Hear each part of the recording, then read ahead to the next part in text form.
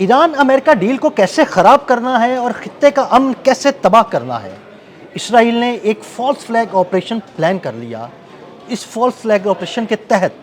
ایران کی اعلیٰ قیادت کو نشانہ بنایا جائے گا۔ اس بارے میں اظہر علی خان سے بات کرتے ہیں۔ اظہر بھائی، ایک جانب امریکہ اور ایران کے درمیان ڈیل کی باتیں ہو رہی ہیں، جنگ بندی ہوئی ہے اور دنیا کے کئی ممالک چاہ رہے ہیں کہ ایک امن معاہدہ ہو جائے تاکہ خطے میں جو ہے نا وہ کشیدگی ختم ہو جائے، لیکن دوسری جانب اسرائیل کچھ پلان کر رہا ہے اور اس کی پلاننگ میں شامل ہے کہ ایران کی اعلیٰ قیادت کو نشانہ بنایا جائے گا، یعنی وہ امن کی ان کوششوں کو سبوتاژ کرنا چاہتا ہے۔ جی ایسا ہی ہے عدیل بھائی، یہ CNN کی سٹوری ہے، سورسز سے انہوں نے اپنے کوٹ کی ہے اور انہوں نے بتایا کہ اسرائیل جو ہے ایک بہت خوفناک منصوبے پہ کام کر رہا ہے اس وقت، اور وہ یہ دیکھ رہا ہے کہ جو امن ہے وہ دوبارہ کسی طرف جا رہا ہے اور ہو سکتا ہے کہ ڈیل کچھ دنوں میں ہو جائے امریکہ اور ایران کی، تو اس کو وہ چاہتا نہیں کہ کسی طرح بھی ہو، تو وہ تباہی پھیلانا چاہتا ہے دنیا میں، اور اس کے لیے وہ ایک فالس فلیگ آپریشن کا پلان کر رہا ہے، بہت ہی خوفناک قسم کا ہے۔ اس میں وہ پہلے دن سے ایرانی قیادت کو صاف کرنا چاہتا ہے ہر سطح پہ، پہلی دوسری تیسری جتنی بھی اس کی لیئرز ہیں اور ٹیئر ہیں ان کو ختم کرنا چاہتا ہے۔ اس کے لیے وہ ایک بہت ہی کمپریہنسو پلان بنا کے بیٹھا ہے۔ اب اس کو اندازہ یہ ہوتا ہے کہ امریکہ شاید اس میں اس کا ساتھ اس طرح سے نہیں دے گا، کیونکہ پہلی دفعہ وہ کر کے دیکھ چکے ہیں، تو اب وہ یہ چیز خود کرنا چاہ رہا ہے اور ایک ایسے بھیس میں کرنا چاہ رہا ہے جس میں یہ تاثر بھی آئے کہ یہ امریکہ نے کیا ہے ہمارے ساتھ مل کر اور ہم نے اس کو نشانہ بنایا ہے۔ اس میں تاثر یہ ملے کہ جی امریکہ اس حملے میں یا یہ سارے آپریشن میں شامل ہے، حالانکہ وہ اس کے پیچھے امریکہ نہیں ہوگا، صرف اسرائیل ہی ہوگا۔ جی صرف اسرائیل ہوگا، اور اسرائیل نے وہاں کے قائدین کی ایک لسٹ بنائی ہے۔ اس لسٹ میں جو ہے وہ سیاسی قیادت بھی ہے، ان کو پہلے دن سے عباس عراقچی، باقر غالباف جیسے لوگ اور وہ 180 سفارتکاروں کی ایک طویل فہرست ہے جو دراصل اس سارے معاہدے پہ کام کر رہے ہیں اور اس کو بہتر کرنا چاہتے ہیں، امن کی طرف لانا چاہتے ہیں۔ یہ سارے لوگ جو ہیں، اگر خدا نہ خواستہ ان کو نشانہ بنایا جاتا ہے تو یہ بہت بڑی کامیابی ہوگی اسرائیل کی، اور وہ چاہے گا کہ دنیا جو ہے دوبارہ جنگ کی طرف چلی جائے، اور پھر ظاہر ہے جب آپ اس بچی کچی قیادت پہ حملہ کریں گے تو بہت واضح امکانات ہیں اس بات کے، بہت زیادہ چانسز ہیں کہ ایران جو ہے وہ غصے میں آ کر امریکہ سے جنگ کرے گا، کیونکہ وہ تاثر یہ دیا جائے گا کہ امریکہ کے ساتھ ہو رہا ہے، یہ امریکہ نے سب کچھ کیا ہے۔ تو اسرائیل ایک بہت خوفناک فالس فلیگ آپریشن کی تیاری کر رہا ہے، جس میں نہ صرف سیاسی قیادت بلکہ ان کی عسکری قیادت جو اس بات کو انشور کیے ہوئے کہ آپ نائے ہرمز نہ کھلے، وہاں پہ اس کا کنٹرول رہے، اور اسی کے ساتھ ساتھ اصفہان کو محفوظ رکھا ہوا ہے۔ اسی کے ساتھ ساتھ انہوں نے تمام جزائر کو، خارق جزیرہ ہے، قشم ہے، ان کو وہ کیا ہوا ہے، ایک طرح سے سیو کیا ہوا ہے۔ تو ان لوگوں کو نشانہ بنایا جائے جو دراصل اس سب کے جو ذمہ دار ہیں، اور ان کی وجہ سے ایک بہت ہی مربوط نظام ہے سیکیورٹی کا جو ایران کے پاس ہے۔ تو ایک تو یہ انہوں نے کوشش کی ہے، اور اس کے بعد انہوں نے انفراسٹرکچر جو ہے اس کو بھی نشانہ بنانے کا کہا ہے، کیونکہ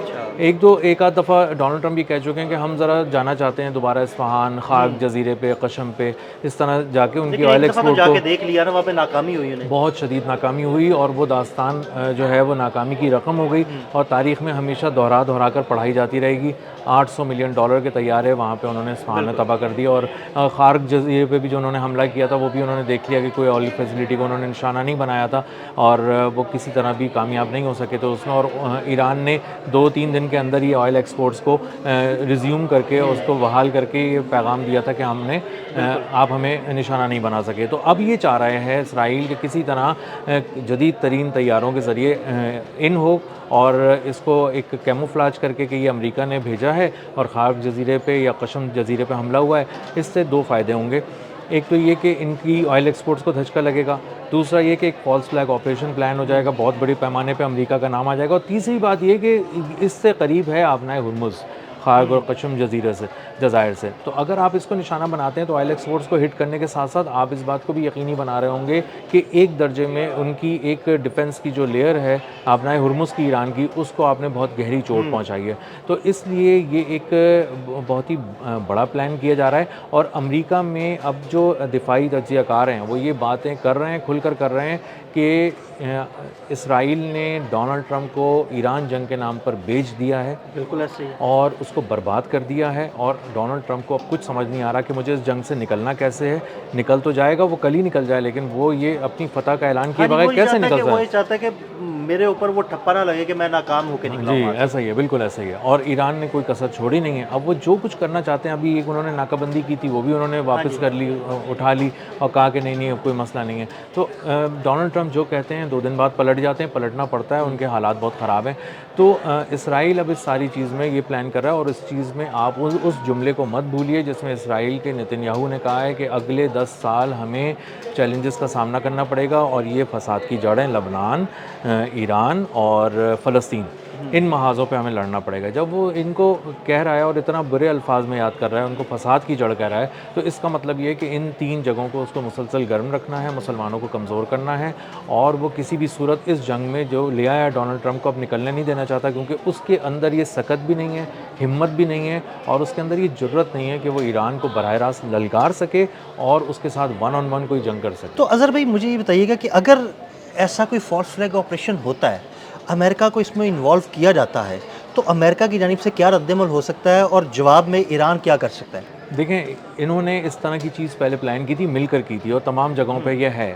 انہوں نے پہلی بار جب ایرانی قیادت کو نشانہ بنایا تو کہا کہ ہم نے تو بڑی کامیابی حاصل کر لی، آیت اللہ علی خامنائی اور ان کے رفقا کو شہید کر دیا. لیکن اس کے بعد ایران پہلے سے زیادہ مضبوط ہو گیا، اس کی تمام لیئرز ایکٹیو ہو گئیں، اور انہوں نے بہت ہی منہ توڑ قسم کا جواب دیا، جو پوری تاریخ میں رقم ہو گیا ملٹری کی. اب مسئلہ یہ ہے کہ امریکہ نہیں چاہتا کہ وہ جا کر ان کی سیاسی یا عسکری قیادت کو نشانہ بنائے، کیونکہ یہ واحد قیادت رہ گئی ہے. اس کو نشانہ بنانے کا مطلب یہ ہے کہ آپ نے صاف الفاظ میں کہہ دیا کہ اب مذاکرات کو ہمیشہ کے لیے لپیٹ کے رکھ دو. کیونکہ ابھی جو ان کی سیاسی قیادت ہے، عباس عراقچی یا مسعود پزشکیان وغیرہ یا قالیباف وغیرہ، یہ وہ فیسز ہیں ایران کے جو بڑے روشن فیسز ہیں اور ایسے فیسز ہیں جن کے ساتھ مذاکرات کیے جا سکتے ہیں. جی ایسا ہی ہے. اصل میں یہ 3 چہرے جو آپ نے جن کے نام لیے ہیں نا، بنیادی طور پہ ان کو اب بچہ بھی جانتا ہے اور سربراہ مملکت بھی جانتا ہے، اور ان کو سب باتیں پتہ بھی ہیں، اور ان کو یہ بھی پتہ ہے کہ کہاں سے امن بحال کیا جا سکتا ہے، کہاں سے بچا کے لایا جا سکتا ہے. اگر ان 3 لوگوں میں سے خدا نہ خواستہ کسی ایک کو بھی نشانہ بنایا جاتا ہے، تو اس کا واضح مطلب یہ ہے کہ آپ ڈی ریل کر دیں گے مستقل طور پہ اس امن کے پروسیس کو، اور ایران کے پاس پھر کوئی راستہ بچے گا نہیں کہ وہ اپنے جونیئر سفارتکاروں کو تو نہیں بھیجے گا، یا کسی نئے چہرے کو اس پورے کانفلکٹ میں اتنی ریکگنیشن دینا کہ اس کو سب جاننے لگے، ممکن نہیں ہے. تو یہ لوگ معاہدے کے بہت قریب ہیں، تیار کیا ہوا ہے. جیسی امریکہ اس کو مانتا ہے، جیسے ایران اس کو مانتا ہے، یہ معاہدہ ہو جائے گا. اب اس معاہدے کو یہاں تک لانے کے لیے، معاہدے کو خراب کرنے کے لیے اسرائیل مکمل طور پہ تیار بیٹھا ہوا ہے. اسرائیل مکمل طور پہ تیار بیٹھا ہوا ہے، اور دنیا اس کو اسلام آباد میں جو مذاکرات ہوئے تھے اس کو بھی دیکھ رہی تھی. اور اگر اسلام آباد کے مذاکرات نہ ہوتے اور ایرانی قیادت کو یہاں نہ آنا ہوتا، کہیں اور آنا ہوتا، تو اندازہ ہوتا ہے کہ ان کو کتنے زیادہ سیکیورٹی چیلنجز درپیش ہو سکتے تھے. لیکن جب اسلام آباد کے مذاکرات تھے تو تب بھی انہیں بڑی سیکیورٹی کے ساتھ وہاں سے ایران سے لایا گیا. بڑے ان کے جب طیارہ ان کا وہاں سے اڑا تو اس کا ٹرانسپونڈر بند کر دیا گیا، اور یہ بھی کہا جا رہا ہے کہ ایک پاکستانی طیارہ بھی اس کے ساتھ تھا، باقاعدہ اسے اسکارٹ کر کے لایا گیا. تو سیکیورٹی تو ہم نے انہیں بہت اچھی فراہم کی، غیر معمولی سیکیورٹی تھی. اور عدیل بھائی یہ تھا کہ ہم افغانستان کے اوپر سے ان کو اڑا کے لائے، اور پوری افغانستان کی ایئر اسپیس پہ ہماری حکمرانی تھی، اور ہم نے یہ بات بتائی. اور اس سے بھی زیادہ امپورٹنٹ بات پتہ کیا ہے؟ وہ 2 جملے ہیں جو میں نے کہیں سنے تھے. انہوں نے کہا تھا کہ اسرائیل نے اس لیے حملہ نہیں کیا کہ اسے پتہ تھا کہ ایران کی قیادت کہاں جا رہی ہے اور کس نے اس کو بلایا ہے. بس یہ اتنا، یہ سب چیزوں کے اوپر جو ٹاپنگ ہے نا ان 2 جملوں کی، یہ سارے سیکیورٹی انتظامات کے اوپر یہ ٹاپنگ ہے. دراصل پاکستان نے بلایا تھا، وزیر اعظم شہباز شریف نے بلایا تھا، فیلڈ مارشل سید عاصم منیر نے بلایا تھا، اور پاکستان آ رہے تھے وہ لوگ. بس نام ہی کافی ہے. بالکل ایسے ہی. تو آبنائے ہرمز پہ بھی پاکستان کا نام اور اس کا جھنڈا چلتا ہے، آج بھی ساری طرف بلاکیڈ ہے. اگر آپ ایک جہاز، پاکستان کا جہاز گزرتا ہے اور آرام سے وہ کراچی آتا ہے، لنگر انداز ہوتا ہے، اور اس کو دیکھ کے ایرانی پاسداران انقلاب روکنے کے بجائے اللہ اکبر کے نعرے لگاتے ہیں، ان کو خوش آمدید کہتے ہیں، اور کہتے ہیں تم ہمارے بھائی ہو. ان کے ساتھ ساتھ اپنی کشتیاں چلاتے ہیں اور ان کو گزرنے دیتے ہیں وہاں سے. اور امریکہ کے 15,000 فوجی بھی سامنے سے دیکھتے ہیں کہ پاکستان کا اگر کوئی جہاز گزرتا ہے تو وہ اس کو روک نہیں سکتے، انہیں پتہ ہے. تو پاکستان اس لیول پر کام کر رہا ہے. نیتن یاہو اور اسرائیل تو کچھ نہیں کر سکتے، وہ بچے ہیں. بالکل. بہت شکریہ اظہر بھائی. اظہر بھائی نے اس سارے معاملے پر بڑی تفصیل کے ساتھ روشنی ڈالی. یہ بھی بتایا کہ اسرائیل کی جانب سے کوئی فالس فلیگ آپریشن کیا جا سکتا ہے تاکہ ایران اور امریکہ کے یہ مذاکرات ناکام بنائے جا سکیں. عدیل احمد اور اظہر علی خان کو اجازت دیجیے گا. اللہ حافظ.